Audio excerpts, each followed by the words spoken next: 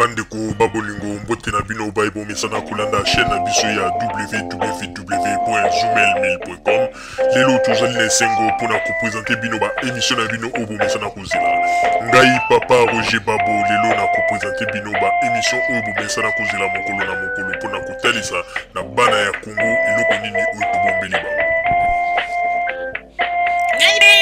Rosalie Lokosu na zui responsabilité monene na chaîne ya www.zoomelmail.com pour na kotalisa na peuple congolais vérité to bosolo oyo nini esengeli na biso bana ya mboka toyeba esika oyo bato bazali kokangela bato misu to bazali koyebisa bato bamakambo oyo ezali ndenge wana te ebongi malamu ete biso bato ya Zoomelmail totombola mongongo mpe toloba tolakisa bango bosolo po ete mboka na biso ekende liboso po ete bapeuple congolais bayeba eloko nini tokoki kosala po ete nyonso tu ezali kaka mpona lokumu ya mboka na biso po ete ezali esengo mingi mpona kotangusa bosolo na kati na biso ba diaspora congolaise oyo tozali libanda ya mboka.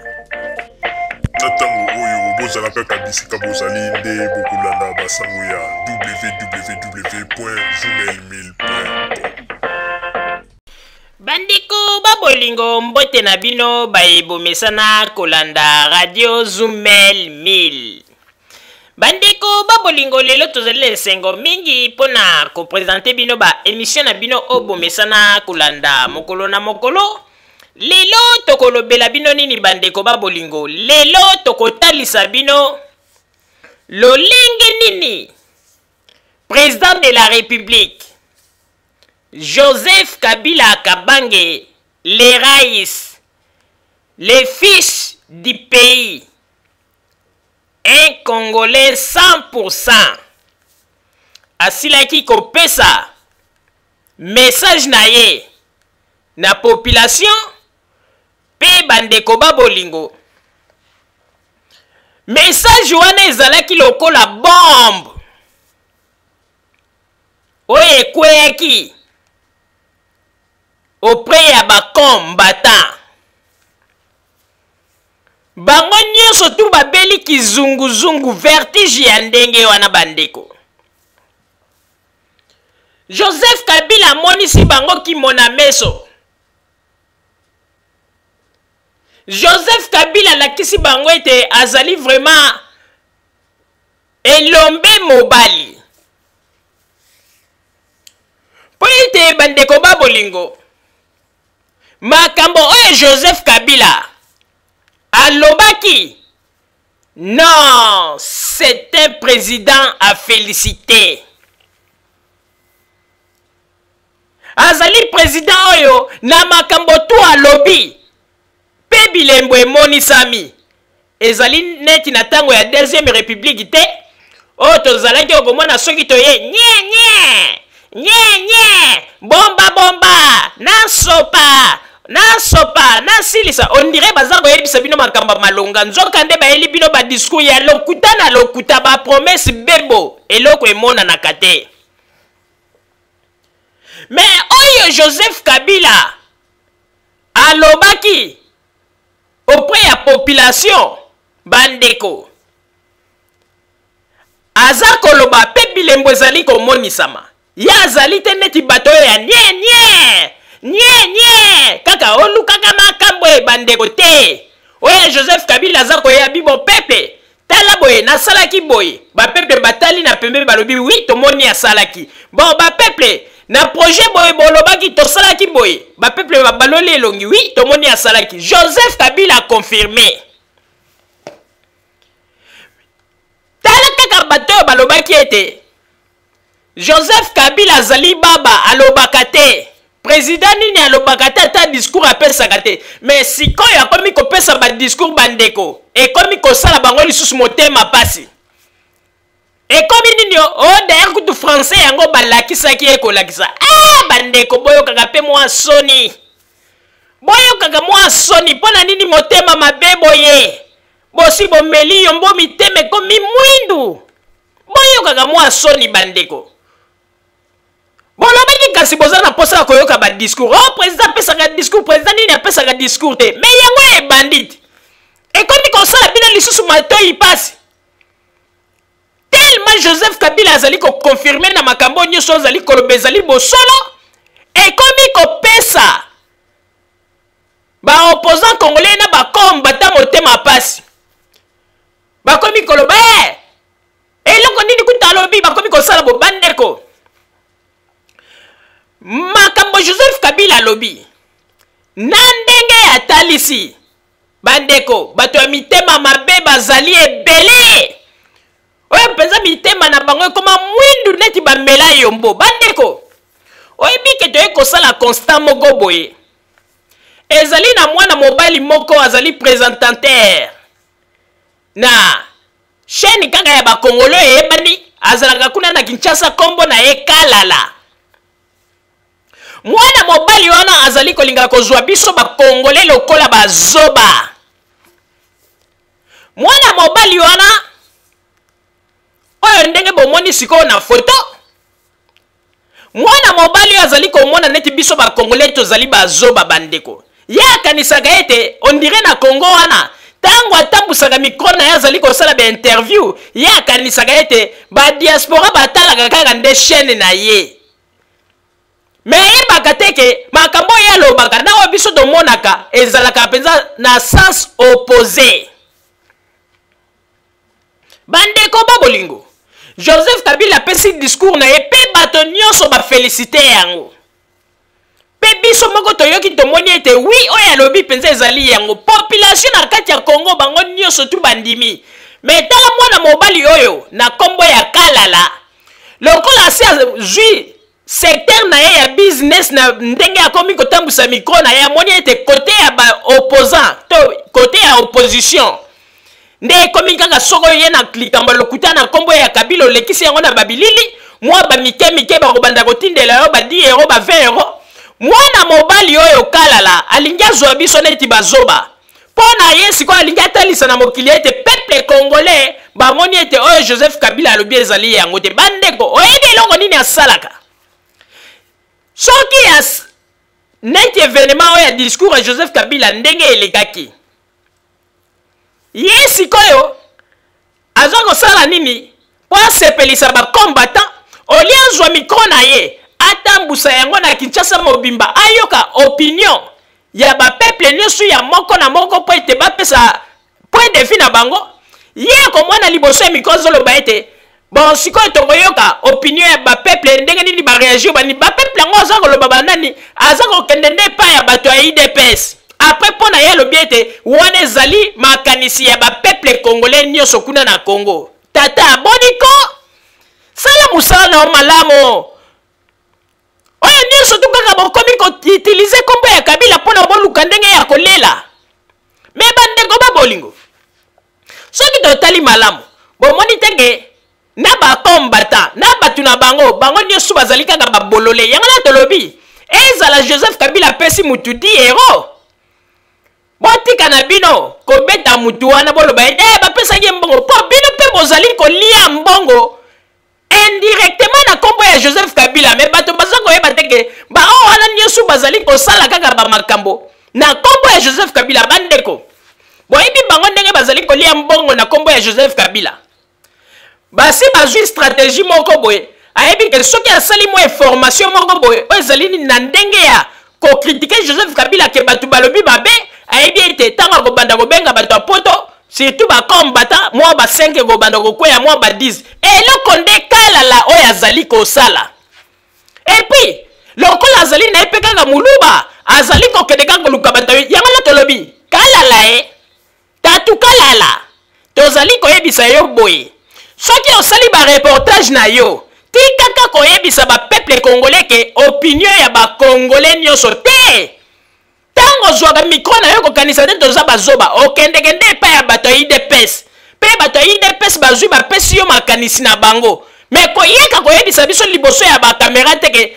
oyo ezali nani opinion ya bacongolais nde moto bapesi makanisi oyo te kozwa biso neti bazoba te oyoki tatu Kalala il faut changer tatu Kalala ata baza kotindela mwa ba 5 euro ba 10 euro mais changer comportement tatu Kalala ye oza kotambusa kaka bamikro na bandeko mwana mobali oyo azana lolombo moko na ndenge ya kosakana te.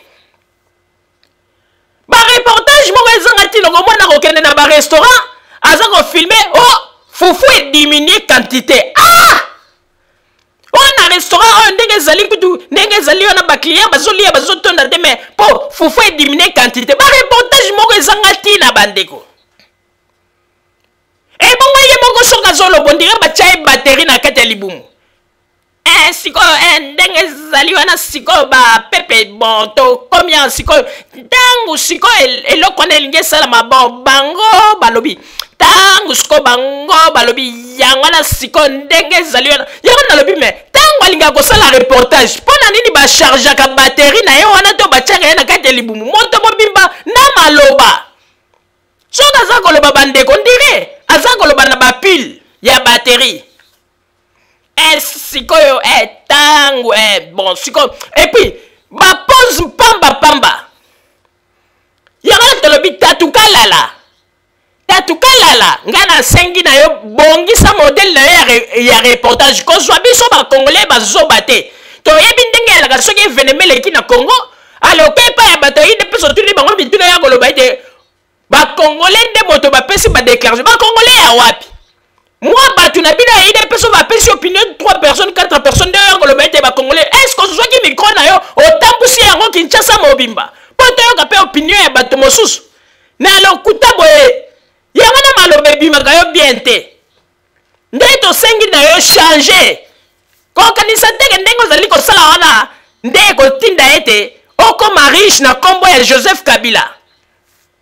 Na kolobaka makambo ya lokuta. Mokolo nini osozwa kamera na mpe kotambusi oza kolakisa ba makambo ya malamu eza kosalama na Congo. Akende kika koluka makambo mabe po yebi te aza konginda penza wana. Baluba bakomi na stratégie kalala tatu kalala modèle oza koliela mbongo mabe. Bongo soka aza kosala reportage na kanda wa bandeko maloba ngo ndenge bimaka na retard. Soka za koloba penza te. Bandeko, sikoyo biso radio du peuple oyo tozali na kati ya vérité tokolakisa bino siko reportage ya président na biso Joseph Kabila ndenge nini alobaki bino moko bolanda peuple congolais mobimba na kati ya Congo basepelaki na discours na ye makasi mais combien pa ya tatukalala oyo alobi nini te ndenge ezali wana ba peuple balobi ba peuple yango banani ya kepa soki 3 personnes 4 personnes ya IDPS atuni bango ba mituna mwana mobali tatukalala changer ko tatukalala oye nyonso tukango zoluka kaka ndenge nini mwa ba mike kokweya tatukalala akanisi ako changer penza makanisi ya ba congolais na formation na ezali pasi pe mawa bandeko sikoyo ndenge ezali wana tokolakisa bino ndenge nini le rais alobaki ndenge nini apesaki message na ye pe nsima na yango tokozongela masolo na biso papa botamba kuna na régie tosengi na yo tiela biso ba image ebongo nsima tozonga na studio nde esika tokolamba masolo malamu ba image s'il vous plaît papa botamba. L'élection présidentielle, l'un de vos challengeurs se confiant à la presse a été clair en ce qui le concerne. Il a dit qu'il est sûr à 100% de gagner cette élection. En ce qui vous concerne, Monsieur le Président, estimez-vous qu'il y a parmi vos challengeurs un qui est capable de vous battre? Il s'appelle comment? La deuxième question est politico-économique. Je sollicite l'indulgence du modérateur. Monsieur le Président, les 5 chantiers, on en parle. Chacun y va de son commentaire. Mais nous voulons profiter de cette opportunité pour connaître le point de vue de l'initiateur, du concepteur des 5 chantiers que vous êtes. Monsieur le Président, estimez-vous que les 5 chantiers constituent une réussite? Voilà mes 2 questions. Merci. Je vais commencer par les 5 chantiers. Et certainement que toute la journée d'aujourd'hui, on va parler des 5 chantiers. Les 5 chantiers, c'est finalement une vision. Il ne faut pas parler seulement de 5 chantiers. Les 5 chantiers, c'est une vision pour le développement de la République démocratique du Congo. Les 5 chantiers, c'est aussi une fondation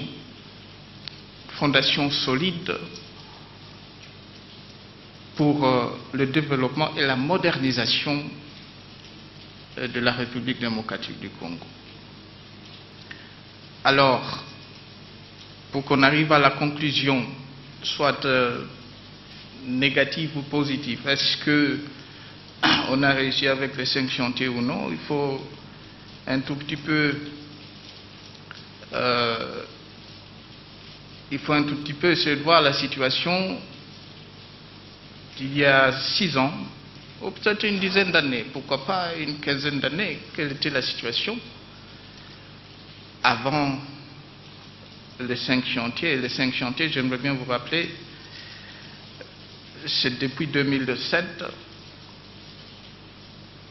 et les travaux n'ont débuté qu'en fin 2008, début 2009. Et je prends la province orientale, seulement la province orientale comme exemple. La province orientale, c'est bien sûr la ville de Kisangani, le chef-lieu de la province. Quelle était la situation en 2001? Ou quelle était la situation en 2005? La ville de Kisangani était complètement enclavée. On ne pouvait pas quitter la ville de Kisangani jusqu'à Lubutu. On ne pouvait pas quitter la ville de Kisangani jusqu'à Bunia. On ne pouvait pas non plus quitter la ville de Kisangani jusqu'à Buta ou jusqu'à Iziro. Seule voie d'accès, c'était par avion, soit à l'aéroport de Bangoka ou de Simisimi. Quelle est la situation aujourd'hui? La situation d'aujourd'hui, c'est que l'on peut aisément et facilement quitter la ville de Kisangani ou soit de Bunia jusqu'à Kisangani par route.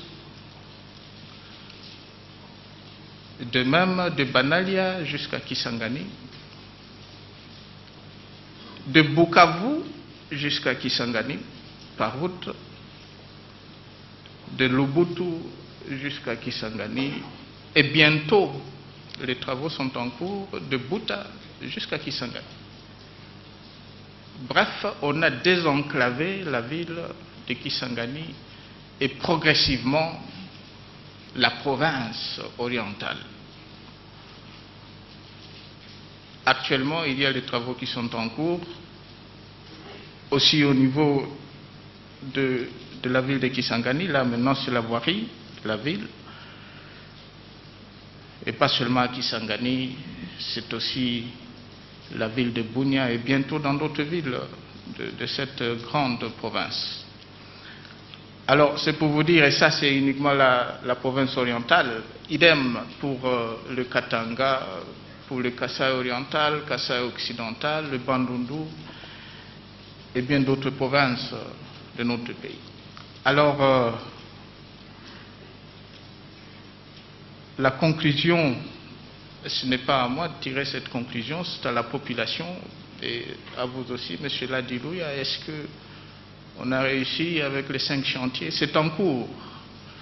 C'est un travail de longue haleine, mais il y a eu beaucoup de progrès. Et avec le temps, je crois bien que on va effectivement réussir. Mais on est sur la bonne voie, la fondation elle est là, solide et même très solide. Désenclaver Kisangani, désenclaver la province orientale, c'est réouvrir la province. C'est le début de démarrage de la production. C'est l'évacuation des produits, que ce soit de Buta jusqu'à Kisangani, Iziro jusqu'à Kisangani. On va de nouveau commencer à exporter le café de Bouta et d'Issiro. Alors, c'est toute une vie qui va recommencer, répondre. Alors, moi, je ne veux pas parler des individus ici, mais c'est une question, disons, c'est une façon aussi de me demander ou me poser la question de savoir qui va gagner les élections. Alors, qui va gagner les élections? Chez la Dilouia, c'est assez difficile de le dire.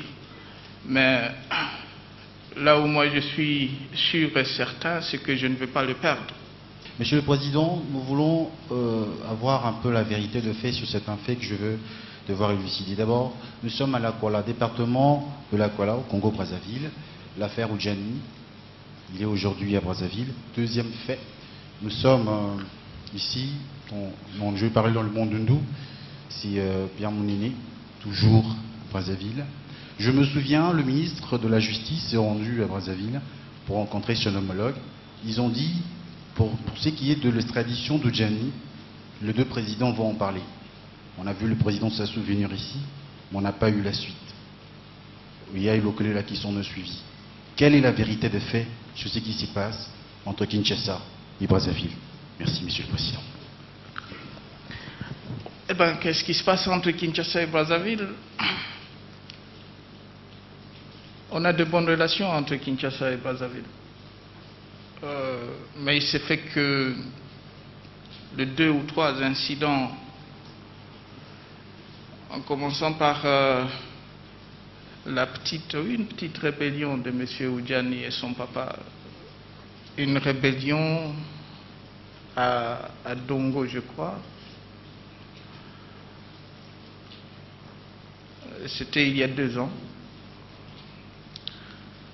Bien avant, c'était une petite guerre entre 2 communautés, et puis par la suite, c'était devenu une petite rébellion qu'on avait vite maîtrisée, qu'on avait vite matée. Le papa d'Oudjani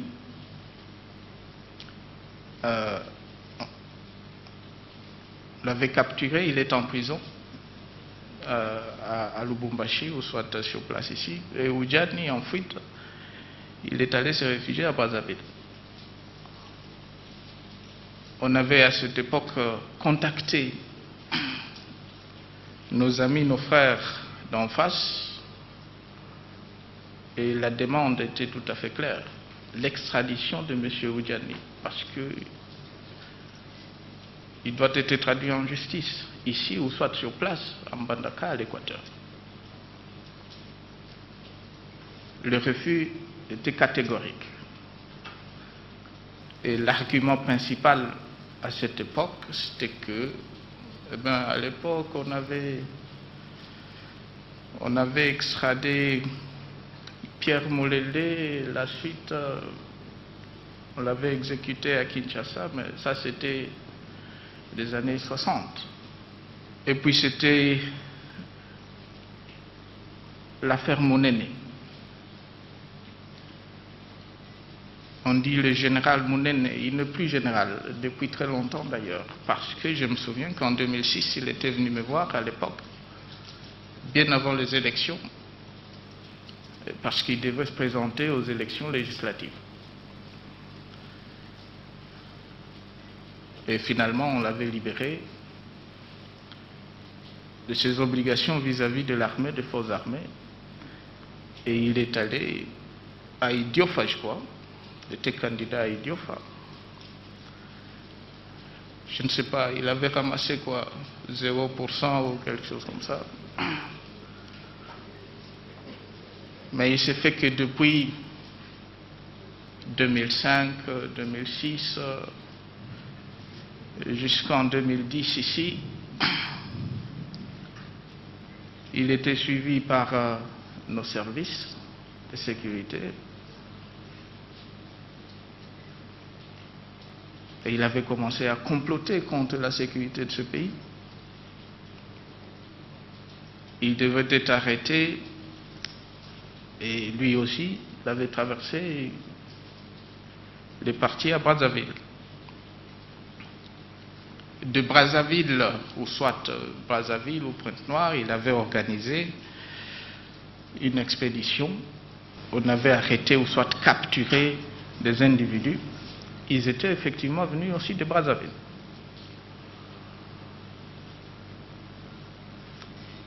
Et puis, il y a 2 semaines, c'était Lukolela. Il y a des gens ou des anciens des forces armées zaïroises, basés toujours à Brazzaville, enfin Brazzaville en face, sont débarqués à Lukolela. L'objectif, prendre la cité de Lukolela et progresser vers Mbandaka, Bolobo, bref, encore une rébellion. Ils ont été vite maîtrisés par nos forces de sécurité sur place, la police principalement et une unité de la force navale.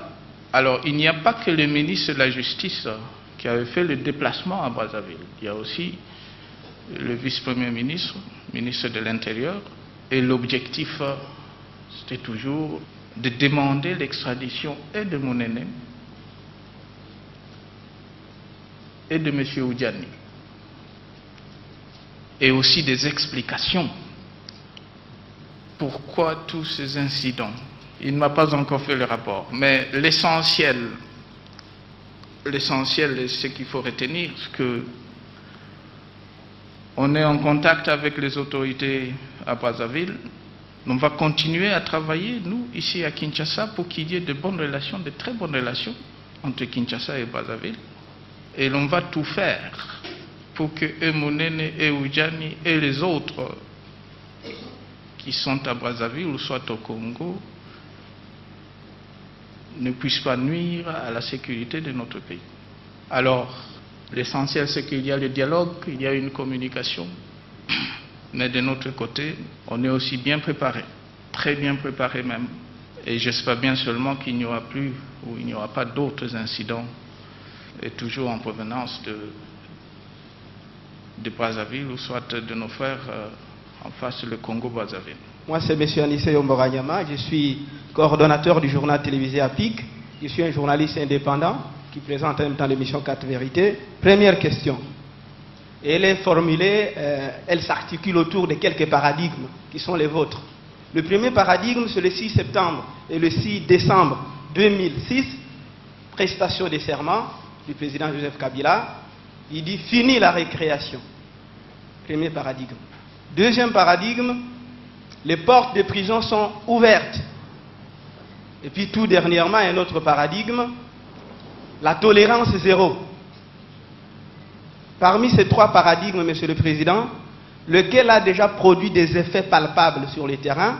Parce que je me rappelle qu'il n'y a pas longtemps, Mayobo, au cabinet de Gizenga, disait qu'on a détourné plus d'1 milliard de dollars à travers un rapport précis. Personne n'a été arrêté, sauf quelques Koulouna qui sont allés à Ngenga et Boulouo. Il semble que les Koulouna en cravate continuent à travailler. Quels effets ont produit ces paradigmes? Et pour finir, la même question, on est surpris également à travers une interview qui vous est accordée à l'étranger. Vous dites, non, dans mon entourage là, apparemment, il n'y a pas de bons collaborateurs. Est-ce qu'aujourd'hui, vous avez de bons collaborateurs pour que vous soyez réélus, effectivement? Deuxième question. Il n'y a pas aussi longtemps, on dit stable du système macroéconomique, la réduction de la dette, on est content, l'atteinte du point d'achèvement. Mais entre tout ça et la réalité sur le terrain, quand vous allez à Kabeyaka Mwanga, les gens ont toujours faim, même à Kimbanseke ici. Je ne suis pas de Kimbanseke ou de Kabeyaka Mwanga. Mais on se demande, entre la stabilité du cadre macroéconomique et la pauvreté, presque à outrance dans la plupart des coins de la République, où se trouve la relation directe? Et je finis par dire, admettons qu'un jour vous n'êtes plus président de la République. Est-ce que vous avez un autre projet plus ambitieux pour dire non, si je ne suis plus président, je serai toujours à l'aise, voici ce que je peux faire. Et moi, ça me fera plaisir. Tu n'es ni de Kabeyaka Mwanga ni de Kimbaseke, tu es d'où alors? De Kasaï occidental au Chikapa. Vous savez, en 1999, On a des opérations militaires à l'Équateur. C'est une anecdote. On est à l'Équateur, les opérations militaires. 99, le mois d'août. Et quelque part à Boendé. Ça, c'est la Chuapa. On nous dit il y a des officiers, 3 officiers. Ils viennent de détourner, il y a eu détournement des effets militaires, le salaire de militaires, etc., etc. À l'époque, on avait le tribunal d'exception militaire. Ils vont faire une descente sur place. Et les 3 officiers sont condamnés à mort. 2 semaines après, ces 3 officiers supérieurs sont exécutés. Alors, 1 mois après d'autres investigations sur le terrain, on se rend vite compte qu'il n'y avait que 2 officiers qui avaient détourné. Et que l'autre, un major, il était tout à fait innocent. Mais c'était déjà trop tard. Alors, pour moi, le mois d'août 1999, c'était une leçon, une très mauvaise expérience même.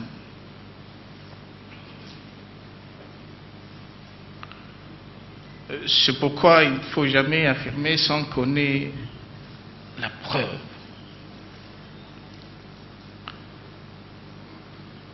Dans l'entourage du président, il y a des corrompus. On vous demande d'apporter la preuve. L'opération Tolérance Zéro,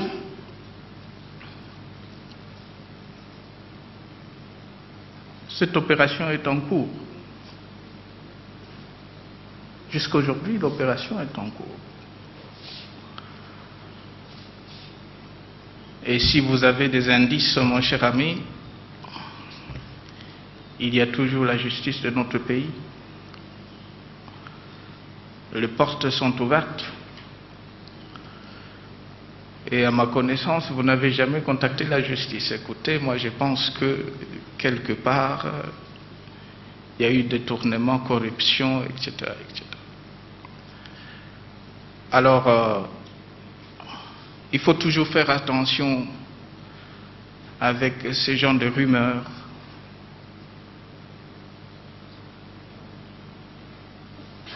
Mais il est aussi évident, et je suis conscient, que la lutte contre la corruption n'est pas du tout facile, surtout dans un pays comme le nôtre. Alors, il ne faut pas minimiser cette opération, et vous êtes certainement au courant qu'il y a des gens, beaucoup de gens qui sont en prison.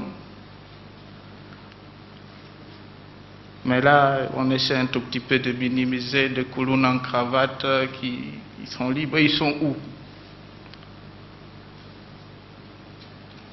Et je connais aussi les coulons en cravate qui sont en prison. Maintenant, le point d'achèvement et le cadre macroéconomique, on a atteint le point d'achèvement. L'objectif principal d'atteinte du point d'achèvement, c'était l'annulation de la dette. Le poids de la dette de 13 milliards de dollars qu'on avait, aujourd'hui, est redescendu à 3 milliards de dollars. On est maintenant capable à mesure de payer cette dette. C'était ça l'objectif principal. Deuxième objectif, l'annulation de la dette, ou du moins d'une partie de la dette, parce qu'il reste toujours les 3 milliards de dollars, l'annulation d'une partie de la dette, les 10 milliards de dollars, devrait nous permettre d'orienter le moyen ou de l'argent utilisé pour payer cette dette au niveau du social de la population. Le social, c'est quoi? principalement, on a ciblé la santé, on a ciblé l'éducation de la population, ou soit de l'éducation de nos enfants, et la réhabilitation des infrastructures. Le domaine de la santé et le service de la dette, j'aimerais bien vous rappeler, par mois, c'était entre 25 à 30 millions de dollars. Depuis l'annulation de ces 10 milliards de dollars, qu'est-ce qu'on a pu faire, principalement dans le domaine de la santé?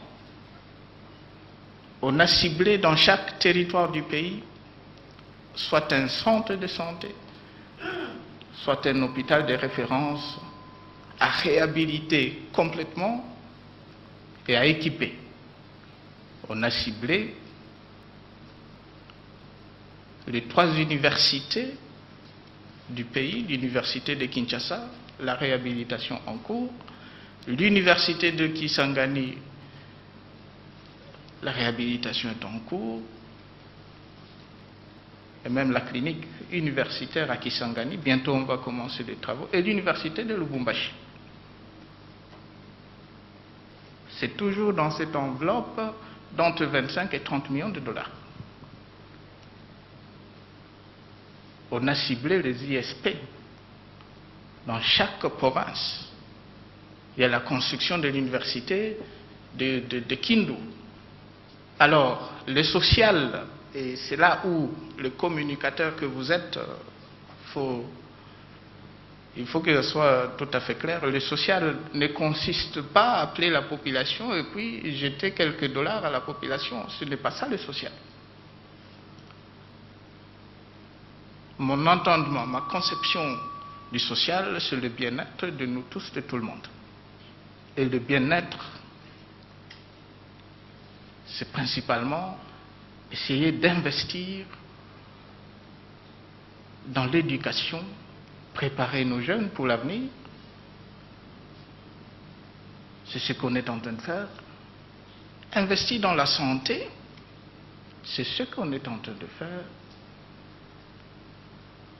Investir aussi dans le secteur des infrastructures, c'est ce qu'on est en train de faire.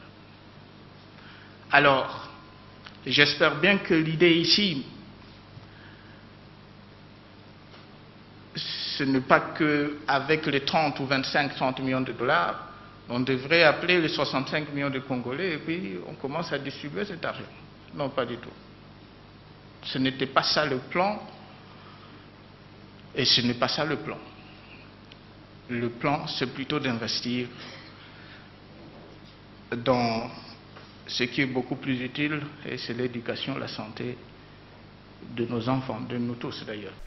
Bandeko babolingo na banzi ete bino moko bouti kolanda pe komona ndenge nini Joseph Kabila liboso ya ba peuple pe ba journaliste congolais ndenge nini auti koyanola na mituna bazali kotuna ye bandeko mituna soki batuni ye bandeko tango ako répondre apesi na exemple directement ezali te ndenge ezalaki na tango ya deuxième république bokotuna président motuna komi o mbongo wana elekaki epa moto boye bon ezali vundu awe nde lokola azali na makambo wana tokotuna nanu na vundu awe yende akopesa biso eyano na likambo ya mbongo wana esika ebimaki epo epi nsima ya mikolo na koyebisa bino après likambo yango ekoti mai kaka bongo balokuta na balokuta. Mais lilo botala ezali lisusu te que Joseph Kabila ya ke botudie motuno eloko boye alo bana bino ete ate omoni keto yokanaki tolobaki boye po esalama te ye azali tango batuni alobi tala nasalaki boye pe bamoni asalaki tala likambo boye tosalaki pe bamoni esalamaki donc azali moto oyo homme de parole yango ene bomoni ete eloko ezali kosala bamobutiste soni. Mais bandeko boye baka yango bana ya Congo bazali na Kinshasa bayebi vérité koleka bayebi na bango babiloko nyonso ndenge bazali kolinga ko manipuler mais balobi boye ndenge ezali wana bango bakondima kaka Joseph Kabila bango bakovote ye à 100%, bamosusu kutu balobi à 1000%. Somo yango na moni ete lokola bato opposition bamoni déjà ke bazali na défaite eloko etikali na bango kaka tika to banda ko inventer ba histoire ke kuna bako tricher ke kuna ezali boye donc balokuta kaka mawa mingi pona nini balokuta ya boye kaka kokosa na kokosa bolobaka mpe vérité te bozomona teke mokili ese bayebi no mpo nyonso bolobaka kaka lokuta jusqu'à ce que bokomi komikosa na kaka bino na bino ezali mawa mingi mpe nazali koyebisa bino bandeko babolingo ntango mosusu bayebi te kaka ndenge bango bazalaka likambo soki ese ekwei bavandeli yango modele na ndenge nazali koyebisa bino sikoyo boyebaka ete Rex Kazadi na moninga na ye basili kokatela bango bapene nde sikoyo tozali kozela tozwa basuite ya bamasolo yango tokoyebisa bino soki mpe ezali 5 soki 10 ans tokoyebisa bino nyonso donc nini ese ekweyaki sentence na bango ese ekweyaki bakateli bango baboloko bandeko ndenge ezali wana bakombata bazali kolinga kobomba yango me biso tosi tobimiseli bino mopepe boyeba yango ete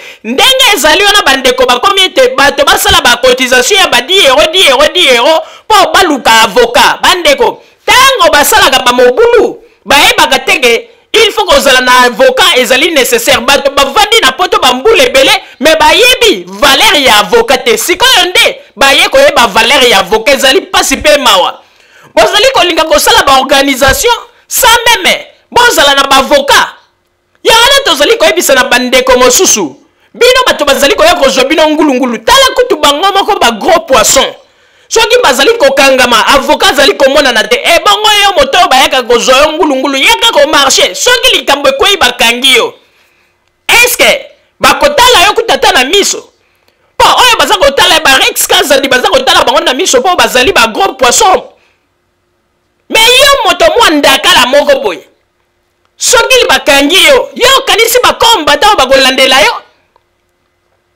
il faut bomonaka mosika bandeko bomonaka bilembo ezali ebele tala neti mwasi ya Armand Tungulu bomoni ndenge basundolaka ye mpo na kaka likambo soki ya 2000 euro et quelque bomoni ndenge basundolaka ye tala Rex Kazadi bakangi ye na prison bomoni ndenge bakombata moto na po ekomi kaka ya kobenga donc te bato oyo mpo baza bacomédien bazali bato ya kolanda te ndeko nalobaka ntango nyonso ntango bimaki na Congo olobaki ke na ye koluka vie mpo ete nasalisa bafamille na ngai mpe nga moko na milukela oye awa okokisi kutu promese osengaka na nzambe te na Congo bandeko bato mingi bayebaka te boyebi ntango bozalaka na Congo bato mingi mpo babima Congo baya na bapoto boyebi ndenge botungisa bapaster na bamabondeli oyo babondela bino mpo nini nzela efungwa maboya na bapoto mpo ete boya nsima bosalisa bafamille na bino lelo oyo bozwi chance wana boye awa bokomi kosala n'importe quoi bakomi kokotisa bino na mosala ya kikombata bandeko bato lelo bazali koloba ete tokoma bakombata na baba histoire na bango ya lokuta bazali koya nango ya kokosela président de la république makambo tango bino bozali koluka bambongo ya batike koya ya poto tango famille na bino bandeki kose demerde bomonaka ta bangwanda na tango bazalaki na bokonzi babimisaka ta mbongo mpo bapesa na famille na oyo ya na poto bomonaki ta famille présidentielle moko ya Mobutu basalaki bayaki mpo baede yo ndeko kanisa bakaskade omonaki kanisa ndenge ozwaki bavisa na yo mpe kanisa ndenge nini bamabondeli ebetamaki na ndenge te mwana ye na poto lelo ye na poto okomi kosakana lobi ntango na babozobo ozali kosala kolanda bakombata ngulungulu soki bakangi yo bazwi yo batie yo na vie ozongi na Congo nsima obanda kokende kokanga bandoki kuna na Congo eske bozali kokanisa bamakambo oyo bozali kosala boyebi bato boni oyo bazali mpe na bambongo ya koleka balukaka baya na poto mpe bazali kokoka te okomona mpe bapesi ye visa bo aye akomi na aéroport boye akoti te bapesi ye lipapu bazali ebele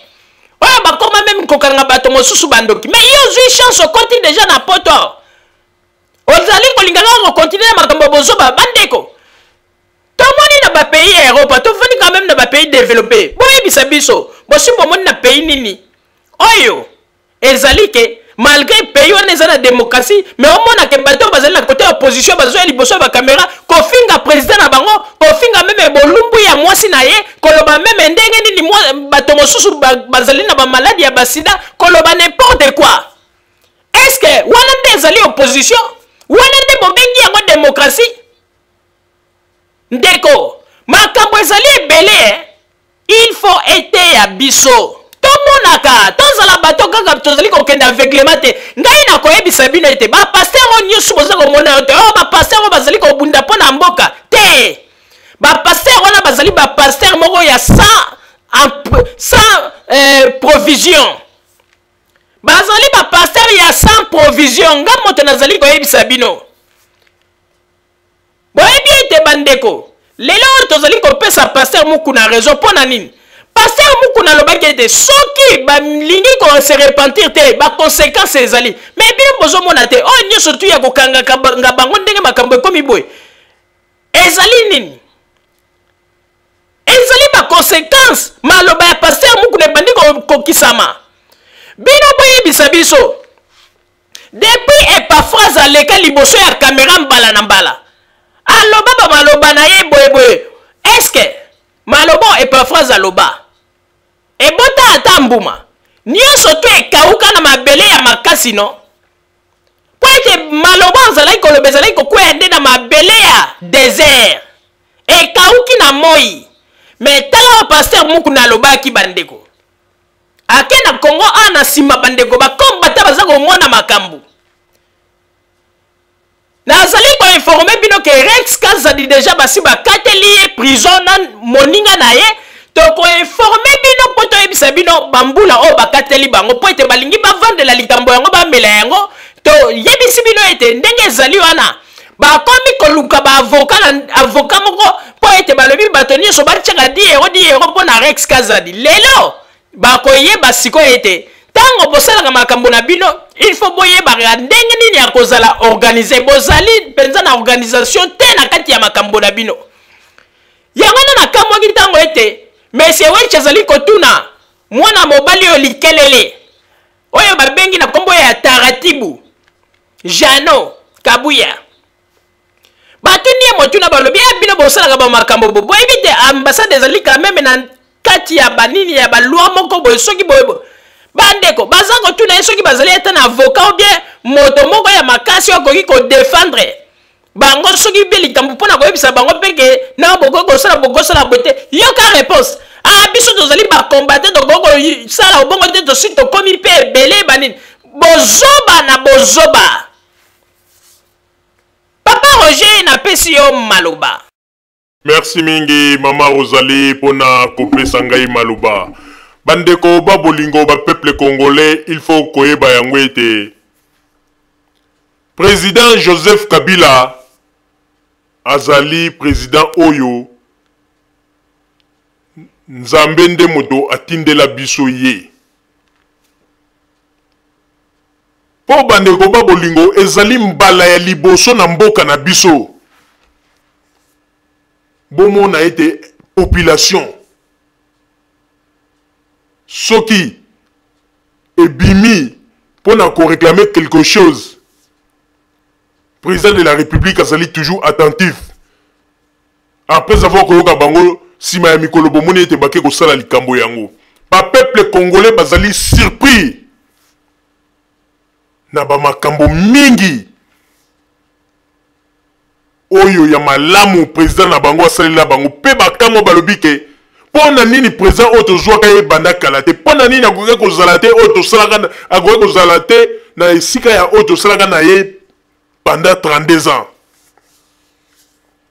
Bandeko ba bolingo to bosanaka te boyebi ba discours boni oyo bakonzi ya deuxième république babetela biso mais suka na yango eloko bapesa biso kaka merci bapesa na mbwa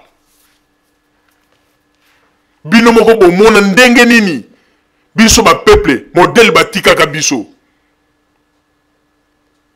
yango wana bandeko tobosanaka te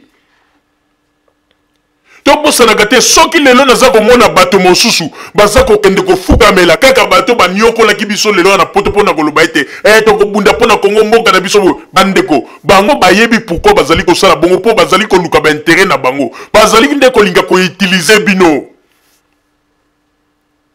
bino bomoni teke bato oyo bazali koutilize bato bandeko na kopesa bino exemple moko boyebi ntango bango bayaka na liboso ntango babandi makambo ya lite oyo baza kobunda mpona kongo bakomaki koutilize bakombo oyo bango bakimbangiste oyo boye papa Simon Kimbangu bakomaki koutilize mpo bayebaki eloko nini bazali kosala mpona koatire fuli ya bakimbangiste me ntango bakimbangiste mpe lokola bazali bato ya mayele baboyi kokota na kati ya buzoba na bango bakimbangiste bamonaki deja ke bato bazali bato ya lokuta bazali ya biso te mais tala siko tango bakimbangiste batomboli mongongo balobi pona musala kitoko ndenge président biso zali kosala na kati ya mboka biso bakimbangiste tondimi tokovote Joseph Kabila bomoni ndenge changer discours na bango bakomi oyo bakobeta bakimbangiste basali même erreur bakei en Allemagne mpona bakende kotouche na liese esika bakimbangiste basambelaka alors boyebisa biso est-ce que bato baza mpenza bakimbangiste ou bien balingaki bautilize nde kombo ya bakimbangiste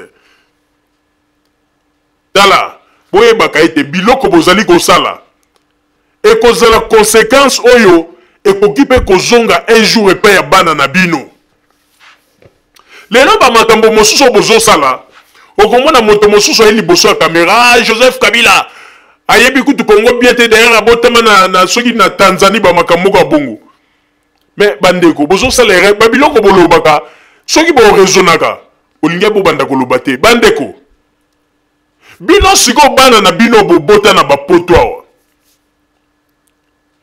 lobi soki esengi ete bana na batangi baklase bakoli ke bana wana balobi sikoyo ke basala politique na bamboka oyo ke pour bakoti bakomi kosala politique na bamboka oyo lobi soki moto aye atelemeli mwana na yo akomi koloba ete yo kuti oza mopaya boyeboye si yo moto liboso koganga koloba ete mindelo baza baraciste ndenge bomesana koloba okoloba ete tala bato baza baraciste mais lolenge kaka ndenge mope bino bosala na Joseph Kabila parce que boyebi malamu ke papa na ye azalaka na asile na Tanzanie donc lokola azalaka na asile na Tanzanie donc pour na bino combattant il fallait abota te akanga kaka motema ti alingaka zonga na mboka ndeba ndako botela bana wana Congo wana nde po bondima bango mais bongo bana na bino oyo bazali awa bana na bino bazali awa bandeko est-ce que bozoyeba sort na bango lobi soki ekozala ndenge nini vraiment ezali pasi mpe mawa ezali pasi mpe mawa ntango bozali koloba makambo boyebaka bamakambo nini bokokoloba bolobaka kaka makambo mpona plaisir te oyebi ke babiloko mosusu bino bozali koloba ezali kopesa mawa ezali kopesa mawa parce que tango bato bazali kotala bino bazali komona ete bozali na bino kaka bato ya lokuta bozali kolinga kaka mpona kolia bato bambongo mpe koderange bato bandeko ba bolingo bino bogangaki lobi awa mpo nalakisa bino ke bato bazali bato ya lokuta bino bogangaki lobi awa président Joseph Kabila apesaka discours te président nini alobaka te bopesi kutu kombo ya baba mais siko ntango bandi kotelema liboso ya pepe na ye bandi koloba kaka bino moko bokomi lisusu oyo daya kutu ndenge ezali wana français wana bayekolisi yango koyekolisa oyo ndenge ezali kutu wana discours wana kutu oyo ndenge ezali wana bandeko po tolakisa ete bozabi kaka mitema mabe mitema oyo koma mwindu lokola yombo bobandaki koganga awa na Congo baklase malongo ezalaka te bana baza kotanga te bamakambo ebelebele tolobi bon c'est que baza président na souci à Congo si comme maman Olive Lembe a sali projet ya école pour tous a tongi ba école même na ba région na bino na Kasai ba tongi ba école au lieu bolo bata bravo tele loko to bandaki ko lela po ete to lobeki te bana na biso bazotanga te kaka bino moko bokomi lisusu ko critiquer oh yezo sala boy est-ce que ya komi gouvernement mbongo azuya bi bomoni bozami tema mabe yango na boko réussir te attendenge boza ko loba ta ba pasteur na biso ba bondeli baza ko bondela pona Congo bino na ba pasteur na bino bozaka ba miyibi nzamba za ko bino te nzamba sa pesi bino mo Congo depuis kala po ete bozali batu mabe mitema mabe bino bokanisi ete makambu nyonso batu baza ko sala na Congo ezaka kaka mabe po na bino bino bokanisi o bino nde bokoya ko sala na Congo nde ko sala kaka malamu botika ko distraire batu mwana mobali oyo meme mama Rosalie azali ko benga tatu kalala oyo azali na chaîne ya ba Congolais bino moko boyebi oyo baute ko laksa bino na babilili azali wana lokola déjà ça comprendre le système basi ba kotisi idéologie pona ko lia ba diaspora mbongo mikolo il faut ko yaka na système ya ndenge nini ya ko finga Joseph Kabila ou bien ya ko laksa makama be na Congo komona okozala ba mi intime ya ba combattant okobanda ko zwa mo ba mike a komi soki likambe sala mi okomona ke na mikona totambolaki na mikona biso pona ko tuna population boka population ndenga lobi tango okomona population ngo ya zako ba population nzoka nde bato IDPS kaka alors boye bisabiso wana nde zako benga ite opinion ya ba congolais nyo surtout na kati ya RDC nde ba pesi opinion na bango ah vraiment mwana mobali oyo bandeko yango na elobeli penza elobeli na ye ezaka neti mama Rosalie uti koloba on dira zalaka na ba pile na libumu soki ba pile wana déchargeur ba siko bon tant to komi place en bon tango siko bango ba uti koloba yango na to ju yango siko to lexi bon bandeko ko ba bolingo yango na omoni ete ba makambo ngo pendenge ezalaki nazomona pe siko tanto kene boy tanto zongsa boy siko ba peti wana tango ba uya yango na siko omoni ke bandeko tina te na ayebi ko silisa batu posa ya ko suivre information ozomona kaka yete ya tel ozalaki na hôtel kaka titre ko oyoki elengi ko lobi titre makambo na landango tango ko yoka kaka tango yemo ko mwana mobali ngo kala la bandi ko lobako okangi na mbala moko na ordinateur osili pose sili bandeko elobeli moko ndenga lobaka bandeko en tout cas ba charger ka ba batterie na ye wana ezalaka soki na kati ya mungongo soki na libumu parce que ayebi ko silisa batu tala oyebi ko tangu tomonaka ba titre wana ba cheko oke sengolo bia ndenge zali wana il faut na lande mission mais okomona na suka na yango tangu kaka ye moko muto azo ko sala émission bandi koloba yombo na yombo yango na tozali ko yebisa bino bandeko ba bolingo ndenge ezali wana Joseph Kabila azali président oyo a félicité pe to sengi na mwana mobali okalala soki olobi na ba congolais eke nani ba congolais ba pesi opinion na bango okanisa te ke batu bazali bazoba tango totalaka tolobaka te okanisa te na bubi bango te zwaka mikona yo tambusaka yango partout ezate ko zwi mikona yo ke nango pa bata IDPS 4 personnes 3 personnes balobi nde ya ko yebisa biso ke opinion ya ba congolais nde balobaki yo lingo zoba tuneti banani soko ozali koluka ndenge ya kolomba mbongo epai ya ba nani ba combattant lomba yango na ndenge ya malamu tomonaka quand même Kadhafi Mbumbundi azalaka soki aza kosala reportage na ye soki akei kotuna ba opinion tomonaka ete akendeke quand même omona pa luki bato mosusu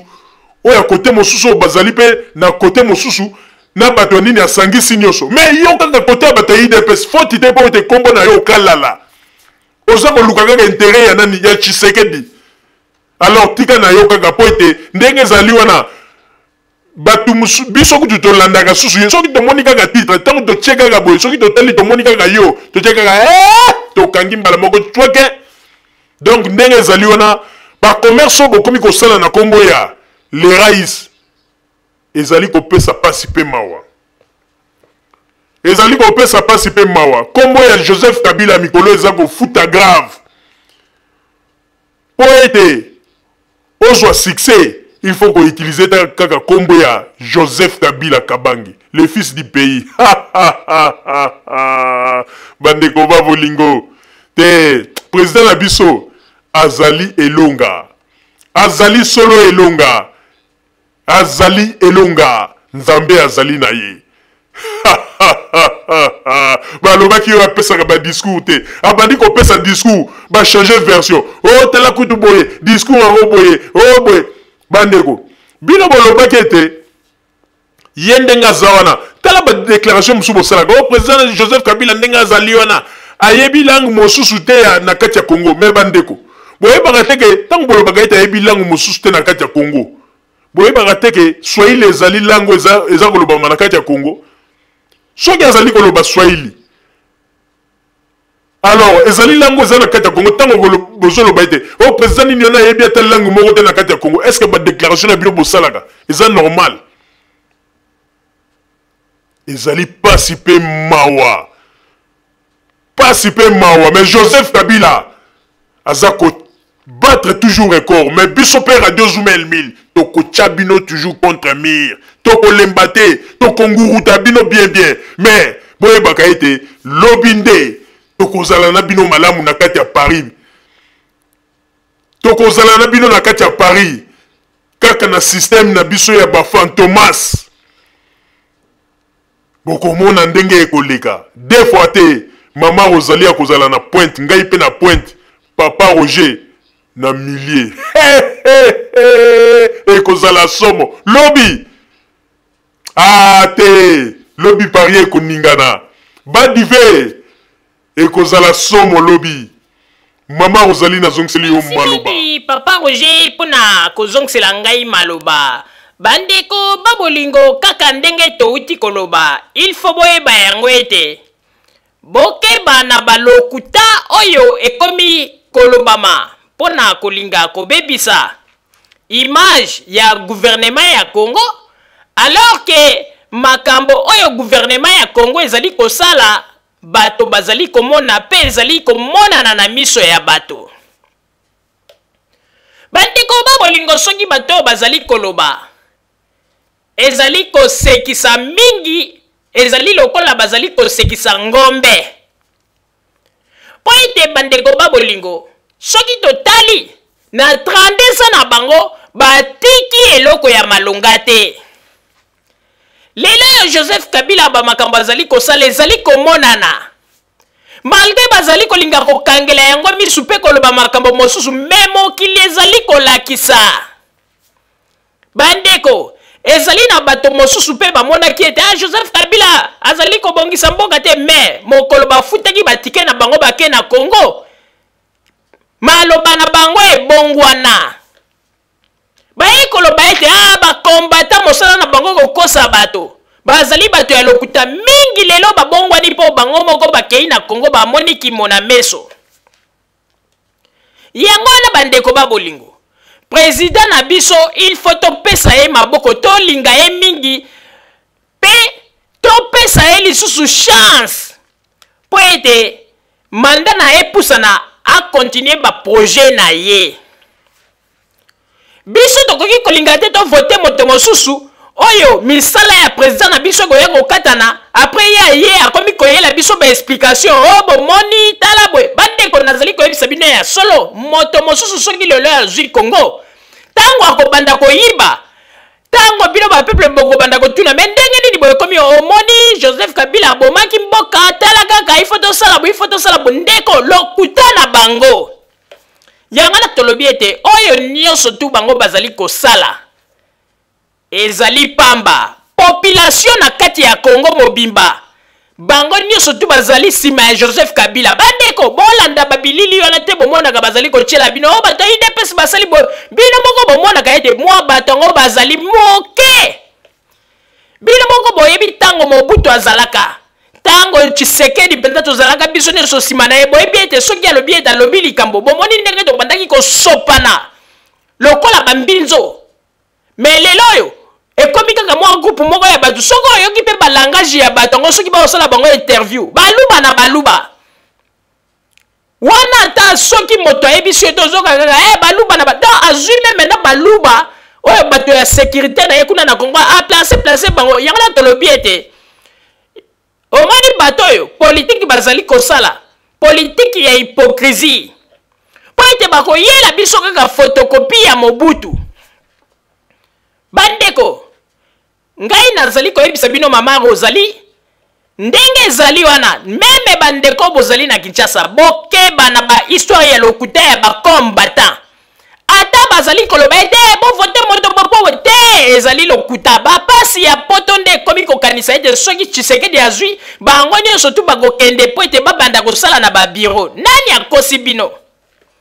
Mais Nzambe a confondre bino o ezali prophétie nazali koyebisa bino boyebaka yango ete Joseph Kabila a combattre Tshisekedi na ba écart moko pe ebele o ezali prophétie na pesi bino pe bokondimela ngai bokanga date ya lelo bokomona mokolo ba résultat ekopesama wana nde bokomona esika bokobanda non ba tricher te parce que na kati ya Congo esika makambo ezali kosalama ba peuple congolais balingi Joseph Kabila mingi bandeko moto akosa bino te oyo ba masolo ya libanda o tozali koyoka na kati ya Congo kuna histoire ezali mosusu mais na libanda bazali kolakisa bino netika tala kaka ba mobutisto moto bazali libanda bazali komona bazali kosala makelele bango nde moto bazali koloba ete balingi Joseph Kabila te na kati ya Congo kuna bandeko bomonaka population nyonso tu sima ya Joseph Kabila.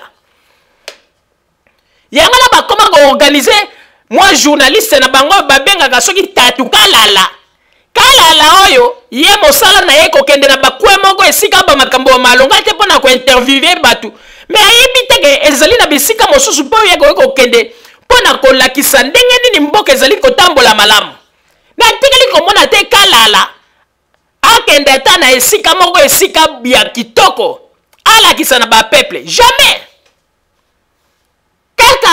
alia lukanga kaka bisika ya mabe yozo mona mutu mobimba babengi journaliste aza kokende na mwa ba restaurant oyo ya basimandaku mpona akende kotala mesure ya fufu ndenge diminue oyo reportage nini pe azali koloba ete yango nde ezali kosala crise économique ya Congo ba reportage banani ba restaurant oyo kutu ya simandaku bandeko yango na toye kotala bato mosusu bazangi makambo kosala ya zali wana kaka lukaka makambo mabe na ndenge alobaka mongongo yango siko tongo tokomi na nini oyo bato wana pe balobi tango siko batongo balobi me nga siko na moni yango na tokotuna alobaka ta malamu okomona ete batieli bino information elobi ata papa Roger titre kitoko tango moni titre oza na posola na information mais tango kotia kaka boye oyoki kaka ndenge ye tatu kalala ngo alobaka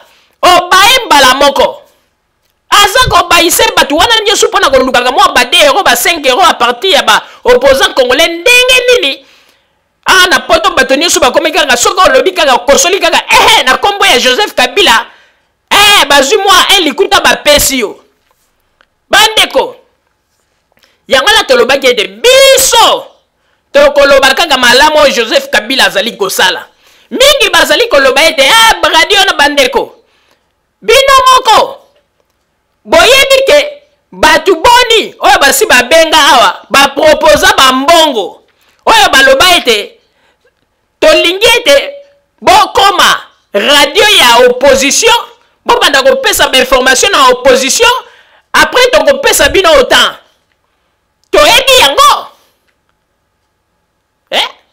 mais est-ce que bino bomoni ete biso tozali bato oyo toza kosala mosala mpona mbongo soki toyebi ete bino bozalaki kosala mosala ya malamu to bosalaki mosala ya malamu biso mpe radio Zoom elimi lelo tokokaki kotombola mongongo mpona koloba malamu mpona bino mais bosali eloko te bobebisi mboka bobomi mboka malamu na bino nini mpenza tokoloba yango na bomoni ete meme discours ya Joseph Kabila na interview na ye asali na bajournaliste epesi bino diarrhée po ete baréponse na ye nyonso ezali kaka positive yango na omoni ete epesi bino diarrhée ezali pasi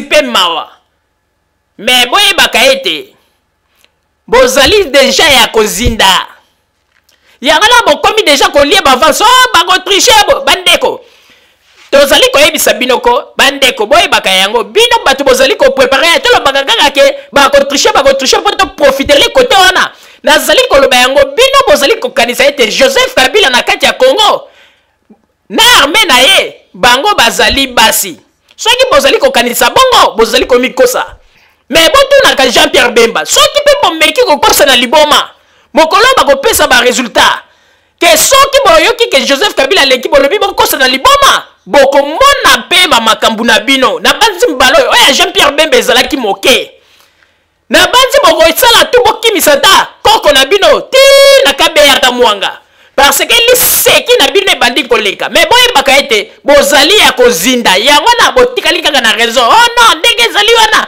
tala boye président Joseph Kabila tala osali bakotriche lokuta na bino boyebi ke bokoleka te peuple alingi Joseph Kabila ezali komonana yango na bokomi na baraison akotriche nene ebisi bino akotriche boza komona population te oyo ndenge bazali koloba na Congo biso moko tomona même bareportage na bino kuna na Afrique du Sud boza kopesa bato ba téléphone po babengaka bandeko na bango mwana mwasi moko abengi bandeko na ye alobi ete soki vote mbalo bo vote Tshisekedi bandeko na ye balobi poni to vote Tshisekedi alobi ete bo vote pone bandeko ne ba discuta bandeko esali meme na bato bapesaki téléphone soni mbala moko mwana mwasi wana alobi bo likambo te na kobenga bino ya moko bandeko batokini bana problème te botinda ba $20 na bino ba 50 bakolia mais tango bakosala kuna bakozala kuna na kati ya ba bureau de vote bino bokozala yango ebisa kaka na votaki Etienne Tshisekedi mais wana ndio surtout bambata ya misuki bino bokanisi ete bokolonga te Joseph Kabila toujours likolo tala ndeko ndenge ezali wana ko boloba bofinga biso ndenge ezali wana tokotia bino contre Miriam Makwanza mikolo yo deux fois te boyebaka ete eloko bozali kobosana sango ya radio Zumel 1000 kuna na Congo bato ebele basi bakomi koyoka yango po ete biso nde tozali kopanza sango koyebisa ba vérité ya bino bato ya poto bozali awa oyo bolingaka kokosa bato radio Zumel 1000 ezali koloba basekele na bino mpe nyonso tu bazali koyoka ndeko yoka matoloba o boyeboye eloko ezali komona na Joseph Kabila azali kokartone bolobaki o alobaka te ye wana apesi badiscours bochange version basali interview a répondre positivement esali bino soni bokomi kokosa bino bokomela yombo epe Joseph Kabila na banzi ete ebele bakotubela pe bakoloba ete tokosamaki kala te oyo nazali koyebisa bino bokanga date ya lelo ebele bakotubela pe bokobanda kokamwa moto nde moto azalaki moto mpenza na bandenge kobunda atubeli bakotubela kala te bokanga date ya lelo bakotubela bandeko babolingo bozala kaka bisika bozali na nsima ya bango nde tokotalisa bino basango tobombeli bino ya radio Zumel 1000 merci bandeko babolingo na bandi duti kolanda émission na biso oyo tosilaki kolikisa yango po ete boyeba basango nini oyo bino bobande kozela na bandi ete moto na moto asili kotire leson na ye na oyo esili kolobama na esika oyo yango ete tosengi na bino ete boboto ezala na bino na bafamille esika bozwani na bandi ete mbala ya nsima biso boto Zumel 1000 tokozanga te mpona kopesa bino lisusu basango oyo esengeli mpona bino tosiki wana mpona lelo merci mingi www.zumel1000.com ezali wana mpona bino na bandi ete bokozala dessus te nsima ya bangonga nde boyebi nini oyo tobomeli bino merci.